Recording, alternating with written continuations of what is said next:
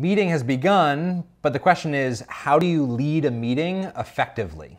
This is the 79th video that I've recorded on how to make virtual and in-person engagement and connection really easy. And so a lot of my videos go really in depth into different ways to lead meetings effectively, to promote engagement, to have more fun, both online and off. In this video, I'm gonna do hyperspeed, much shorter, less tutorial style. I'm just gonna give you a list of 5 things that I think are really, really useful to lead a meeting effectively. At the end of this video and in links in the description, we'll link other videos that go deeper into tutorial style. But right now, I just wanna dump 5 of the easiest to implement, but most impactful strategies to lead meetings really effectively.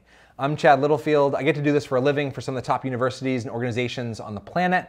And I'm gonna share these ideas with you for $0.00. Here we go.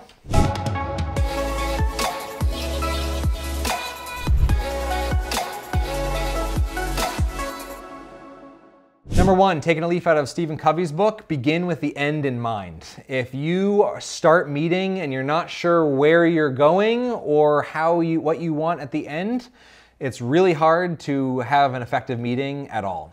Number 2, taking a leaf out of Priya Parker's book, The Art of Gathering, meet for purpose, not for time. Most of your meetings are probably on your calendars for 60 minutes, 30 minutes, 20 minutes, 80 minutes, probably not 80 minutes. The point is we typically meet for time, and then we maybe add in purpose some of the time.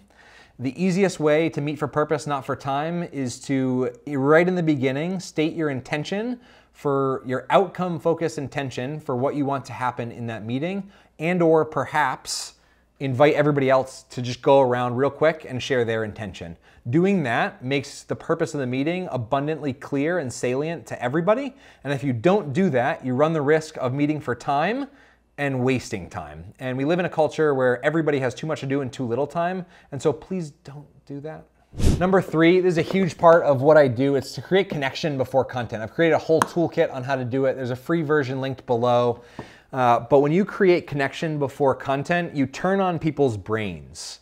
Neurologically, people are more awake and alive when they're connected with other human beings. There's actually a whole bunch of research that has found that when we're going on a run, we run faster when we run in front of other people. And so when you connect before content, you actually increase that social accountability a little bit. One really good way to set the foundation for connection before content, even if you're online, but definitely if you're in person, is to shut your laptops. The amount of meetings that begin with people's laptops up and this big glow on their face is painful to me, because that says, let's meet only for content and completely forget about humanity. And that's a recipe for being exhausted and burn out at the end of the day or the end of the year. If you're online, you can't really shut your laptop, but you can invite people to all turn their video off and take a full minute to just get really present, to arrive into the meeting. Just because they clicked the link to get into the meeting doesn't mean they're actually present. Everybody's coming from a totally different context and environment. And so shutting down all email, text, notifications, etc., turning video off and inviting people to just do nothing for 30 seconds has an amazing way of making everybody present to allow connection before content to actually happen. Number 4, script in contribution, not just consumption.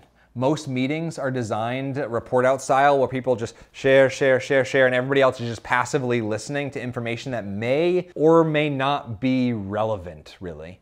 And so script in contribution, meaning script in times for everybody to contribute simultaneously. If only one person is sharing at a time, that's fine. Obviously you need to do that in a meeting, but it's really useful to have moments and breaks where people all type something into the chat, or all hold something up to their camera, or all bring something to the meeting, or all write something down, or all turn to their partner and share something, right?